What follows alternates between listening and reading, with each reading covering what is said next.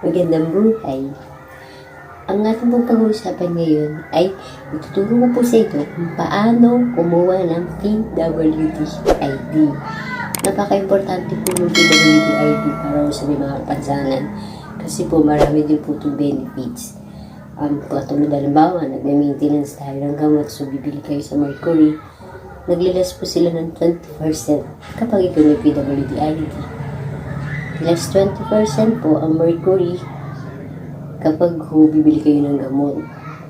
Kung meron po kayong PWD ID, ganun din po naman pagkakain po kayo sa mga Jollibee, McDonald's, sa groceries, meron din po sila daw 20% na discounted.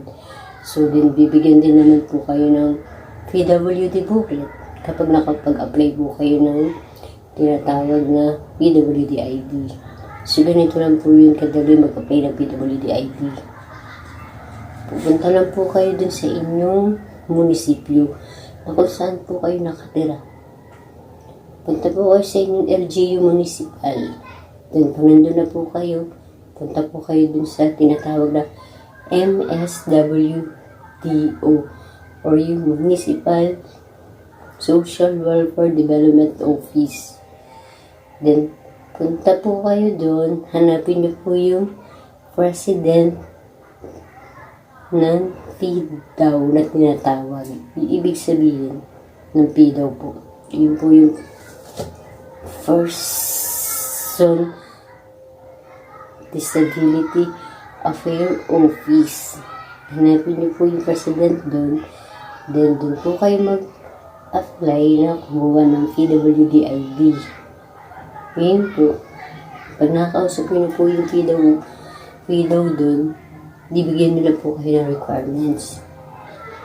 Ang bibigay po sa inyo ay yung Person Disability Form para po kayo magkaroon ng application form to PWD ID.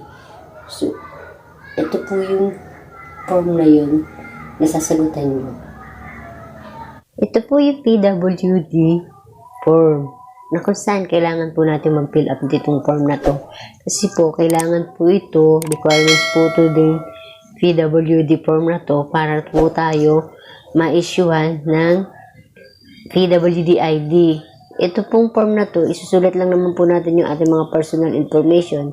Katulad po halimbawa dito, yung last name.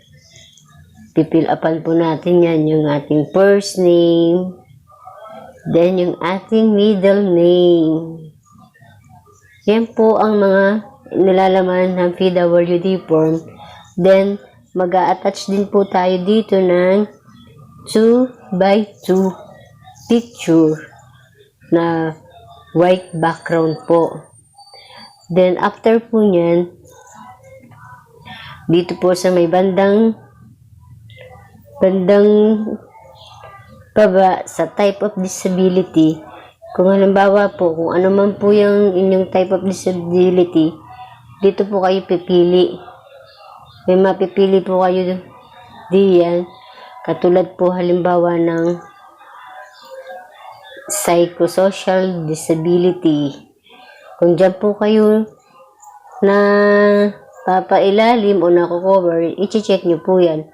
Or kung halimbawa naman po kayo dito sa may mental disability or hearing disability, check nyo lang po dyan. Dito po kayo magpimili.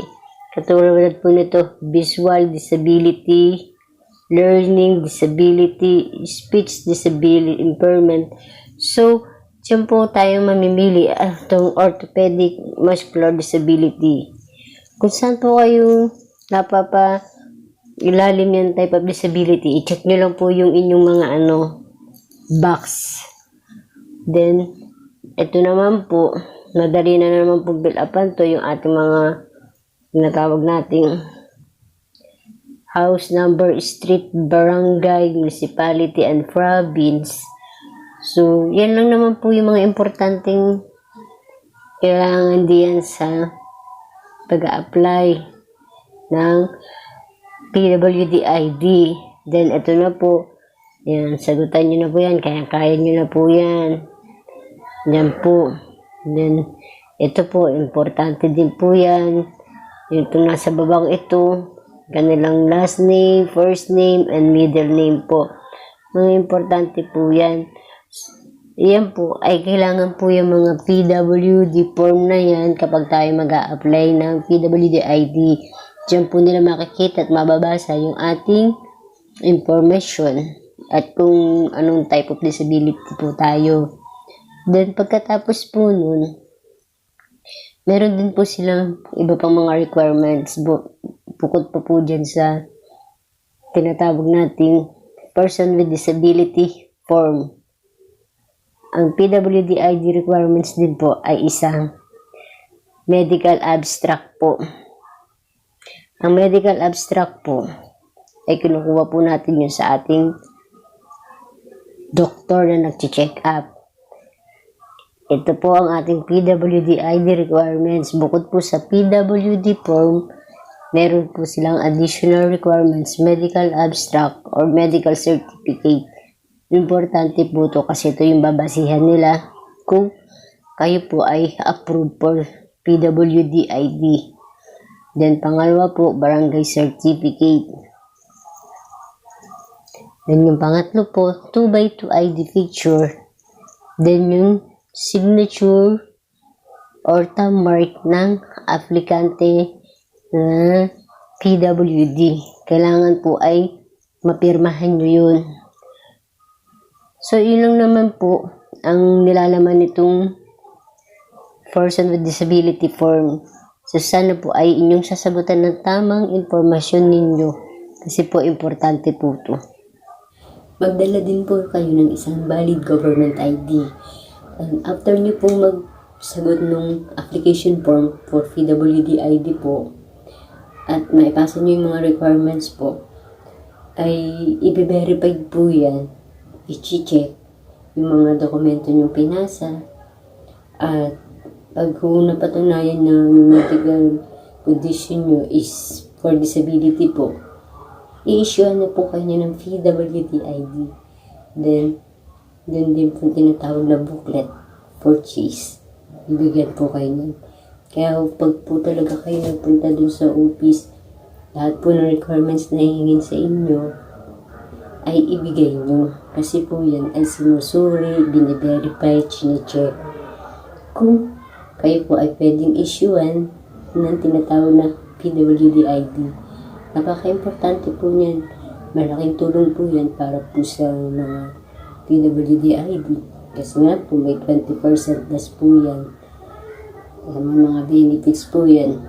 So, sana po ay makakuha kayo ng PWD ID hanggat maaari para po makatulong sa inyo. Lalo na po yung mga nag-maintenance na gamot.